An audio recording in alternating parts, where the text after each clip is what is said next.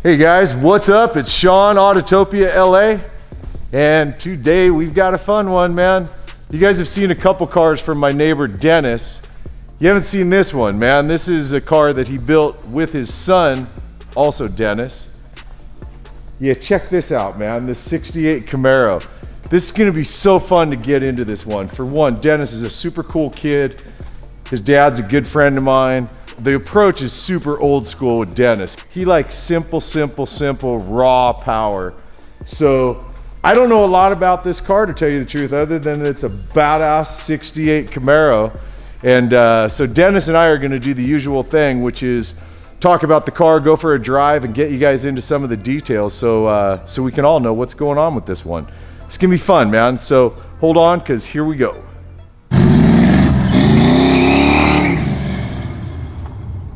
Alright, you guys, here we go for a cruise in Dennis's 68 Camaro. This is my friend Dennis McCarthy. You guys have heard me talk about some of his dad's cars that we've driven. Tell me about your car, dude. So I'm guessing you guys started with a bone stock 68 Camaro? Yeah, it was pretty much just a base model Camaro. We got it was basically only a shell. Then took the car apart in my garage, you know, steam cleaned the whole thing. Right. Then from there we got the motor and trans. Me and my dad, we put that in. Originally it was just an inline 6. So, Oh, it was? Okay. Yeah, so we changed that out, put a 350 small block. Yeah, definitely. 350 crate motor, 400 horsepower. Right. And then we mated that up to a Richmond Super T10 4-speed. Oh, it's a 4-speed? Yeah. Okay. Keeping it old school. Got all the drivetrain situated, and then we sent it to paint and body. Now, is it just a stock 350? Yeah, I mean, it's pretty much bone stock, you know. Yeah. Straight out of the catalog. Okay. I didn't know if you cammed it or anything. In the future, that's probably planned. Okay. So you got a 350 crate motor. You got the Richmond 4-speed. Yeah, that's all made into a 4.9-inch in the back. Suspension is... Suspension, there's actually some work done to it. We got tubular control arms in the front. Okay. Detroit Speed 2-inch drop, rear leaf springs, Hotchkiss shocks, and then we got, to fix the wheel hop, we put on some traction bars, okay, also by Hotchkiss. But you definitely got brakes on here. Yeah, we got some Willwood 6 pistons in the front, 4 piston in the rear. Right. Definitely. Do you know what size rotors those are in front? I believe they're 14-inch maybe. Okay. Don't quote me on that. Yeah, 100%. that makes sense though, because you have 18-inch wheels on here, right? Yeah, it definitely stops the car good. Willwood master cylinder as well. Yeah. And it's manual brakes. Yeah, no booster.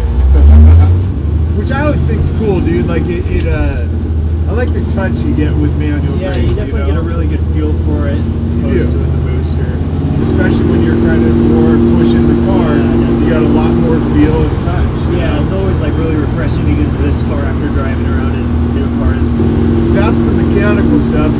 The interior, we gotta talk about this interior, because it kind of looks, I gotta admit, dude, this looks a bit like something out of a picture car kind of setup, you know? Super raw. Yeah, so we're thinking about going, you know, just traditional, restore the interior, you know. Right. Or we can just do all, you know, raw, just sheet metal everywhere. So went with that one, just, you know, it's a lot lighter weight. Ended up being a lot simpler. A lot easier to access everything, yeah, right? I mean, you know, you could get under the dash, gets all the gauges, fuses, everything super easily. Right. Everything pops off with Allen keys. Dude, it couldn't be more simplistic on your gauge cluster. You don't even have a speedo, do you? Yeah. A little bit of... You're 18 years old. Who gives a shit how fast you're going, right? Yeah, I took a little inspiration from like the Trans Am cars from the 1960s as well. Yeah. Some of those, you know, kind of similar to your setup, just gutted, simple gauges. This looks like a 68, 69, 70 car that would have been on the racetrack. Yeah, I mean, other than the wheels and brakes, you know, everything's pretty period correct. It is. And this cage is full cage, right? It's not just bolted in, is it? Yeah, it welded right to the subframe. So you're getting rigidity from it. Yeah, definitely. You can definitely feel it really stiffens the whole car up. Yeah, yeah. Oh, that's cool. Is that your turn? That's your turn signal. Yeah. I love it. So you got 18-inch wheels. I noticed you got pretty big meat on the back, right? Yeah, it's actually a Nitto NT05R in the back, the NT05 in the front.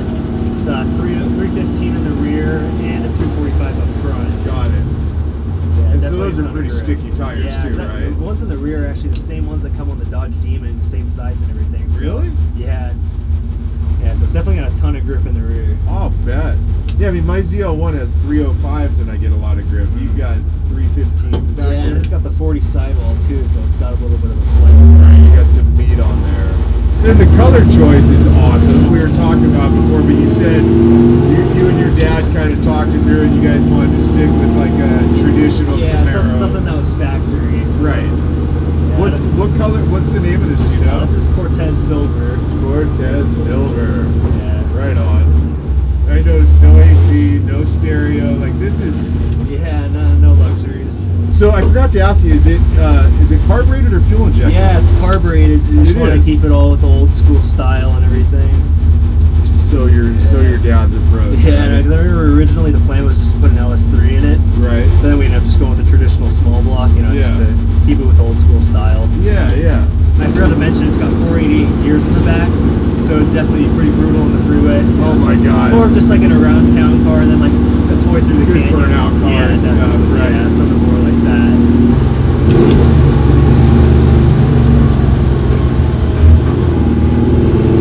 Car grabs though, doesn't it? Yeah, definitely. It's got the sway bar in the front and rear, you know, it definitely stays pretty flat. Yeah. I mean, I know your dad well, dude. How fun to do a father and son. Yeah, no, it was definitely cool. Yeah, it was really nice having him around. You know, I definitely would be able to put this together without him. I mean, you got a guy that knows cars very well. Then I'm sure you probably got help from guys in the shop here and there. Like wiring, right? Yeah, wiring and roll cage. That was SMP Fab. You know, so there was a couple other guys involved. I didn't know this is cage. Yeah. Nice.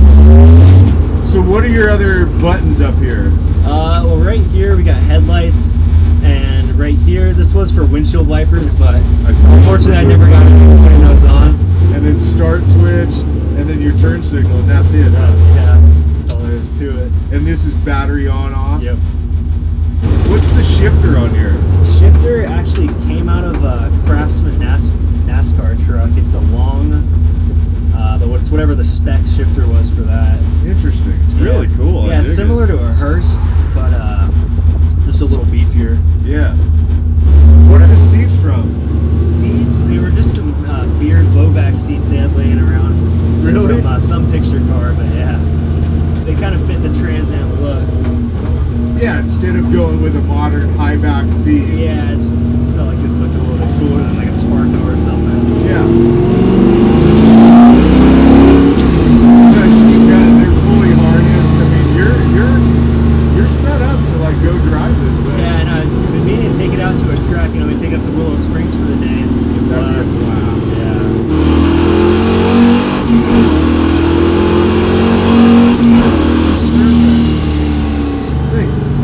Thing's great. Yeah, I mean, the thing with the gearing, the thing rips. It really does. The gearing lets you get every bit out of the 400 horsepower, right?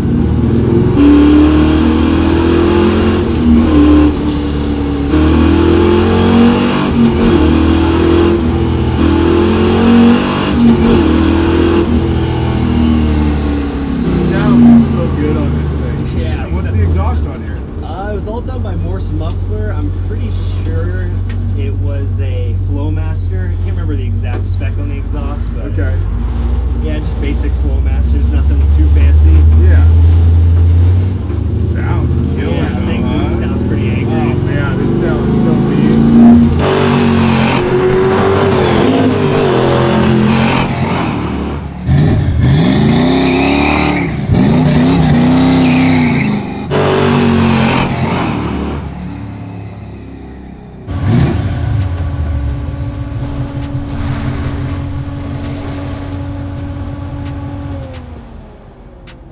Well, that is it for my friend Dennis's 68 Camaro. Very cool, right? Just raw, old school build. I mean, this is like, you know, truth be told, other than the Hotchkiss stuff, this car could have been done in, you know, 69, 70. And I love, you know, I love the approach of, there's the modern builds where you bring in all kinds of radical technology, and I think they're really cool. I love those, the $500,000 and the $1 million customs. But I also just love this simple approach. Old school horsepower, old school suspension, manual brakes, carbureted, you know, just simple. The interior on this car could not be more simple. I mean, it's just stripped down. You got no heat treatment going on, no sound deadening. So it's loud in this car. You wouldn't want to drive it every single day, but what a cool ride. And I got to admit, man, at 18 years old, I wish this was my car. I mean, are you kidding me? How cool. So anyways, that's it for today's episode, you guys. As always, man, thanks for hanging, thanks for watching and supporting the channel and continuing to help us grow this thing. I appreciate it. We're edging on 20,000 subscribers, man. So thanks again. I really appreciate it, and I'll see you guys in the next episode. All right, man. Later.